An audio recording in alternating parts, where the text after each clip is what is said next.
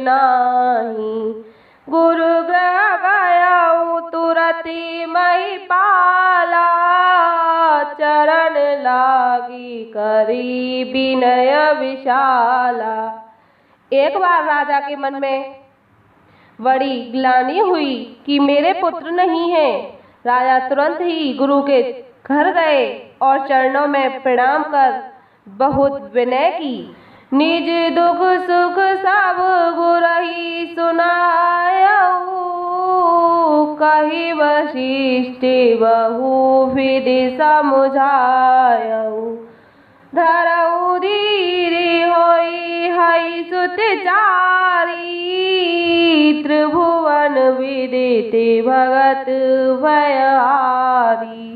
राजा ने अपना सारा दुख सुख गुरु को सुनाया। गुरु वशिष्ठ जी ने उन्हें बहुत प्रकार से समझाया और कहा, धीरज धरो, तुम्हारे 4 पुत्र होंगे जो तीनों लोकों में प्रसिद्ध और भक्तों के भय को हरने वाले होंगे। श्रृंगी से ही वशिष्ठ बोलावा, पुत्र काम शुभ यज्ञ करावा। भगति सहित मुनि आहुत दीने, प्रगटे अग्नि चरु कर लीने। वशिष्ठ जी ने श्रृंगी ऋषि को बुलवाया और उनसे शुभ पुत्र कोमिष्ठ यज्ञ कराया। मुनि के भक्त सहित आहुतियां देने पर अग्निदेव हाथ में चरु हविष्यान्न खीर लिए प्रकट हुए। जो वशिष्ठ कछु हृदय विचारा, सकल काजु भासिति तुम्हारा। यह हवि बाटी देहु नृप जाई, जथा जोग जेहि भाग बनाई। और दशरथ से बोले, वशिष्ठ जी ने हृदय में जो कुछ विचारा था, तुम्हारा वह सब काम सिद्ध हो गया। हे राजन, अब तुम जाकर इस हविष्यान्न पायस को जिसको जैसा उचित हो वैसा भाग बनाकर बांट दो। तब दृश्य भये पावक, सकल सबई समुझाय। रामा सकल सबई समुझाई, परमानंद मगन नप हरस नहीं समाई। कह गए कृष्ण मुरारी, भजन कर राधा प्यारी। तदंतर अग्निदेव सारी सभा को समझाकर अंतर्ध्यान हो गए। राजा परमानंद में मगन हो गए। उनके हृदय में हर्ष समाता न था। तब ही राय प्रिय नारी बोलाई, कौशल्यादि तहाँ चली आई।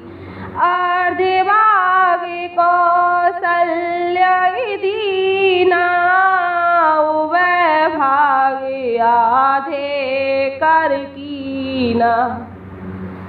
उसी समय राजा ने अपनी प्यारी पत्नियों को बुलाया। कौशल्या आदि सब रानियां वहां चली आईं।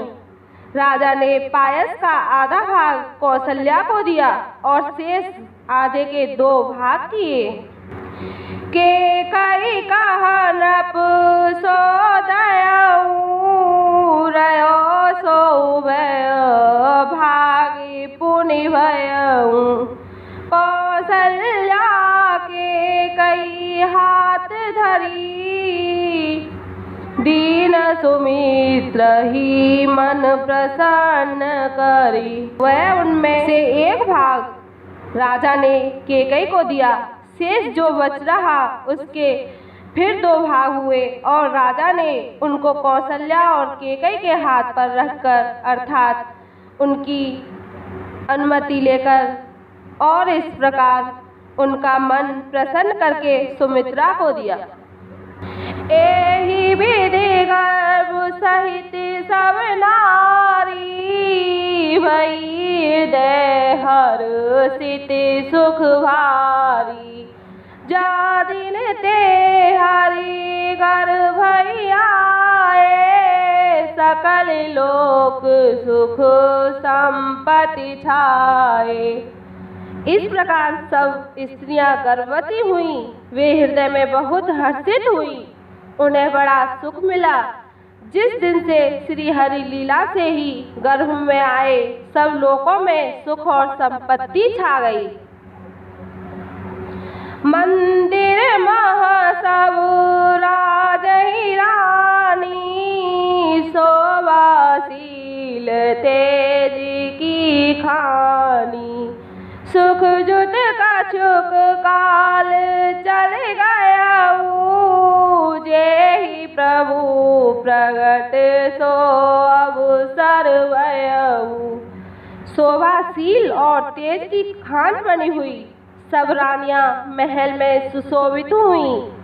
इस प्रकार कुछ समय सुखपूर्वक बीता और वह अवसर आ गया जिसमें प्रभु को प्रकट होना था।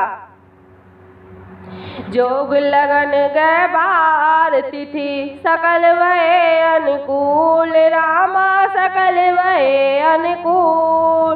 चरे अरु अचरे हर्ष जुत, राम जन्म सुख मूल। कह गए कृष्ण मुरारी, भजन कर राधा प्यारी।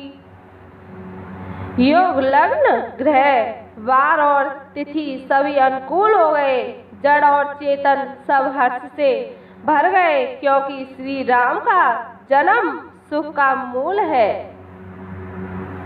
नौमी तिथि मधु मास पुनीता, शुक्ल पक्ष अभिजित हरि प्रीता। मध्य दिवसी अति शीत नवामा, पावन काल लोक विश्राम। पवित्र चैत्र का महीना था। नवमी तिथि थी। शुक्ल पक्ष और भगवान का प्रिय अभिजित मुहूर्त था। दोपहर का समय था। न बहुत सर्दी थी, न धूप न गर्मी। वह पवित्र समय सब लोगों को शांति देने वाला था।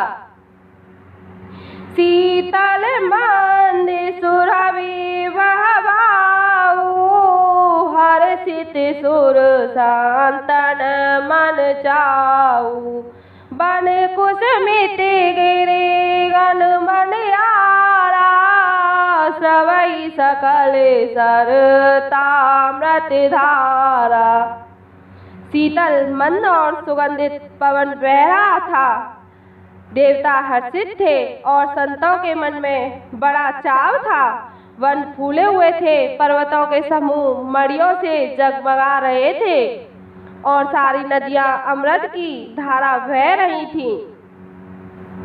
सो अवसर विरची जब जाना, चले सकल सूरी साज विमाना।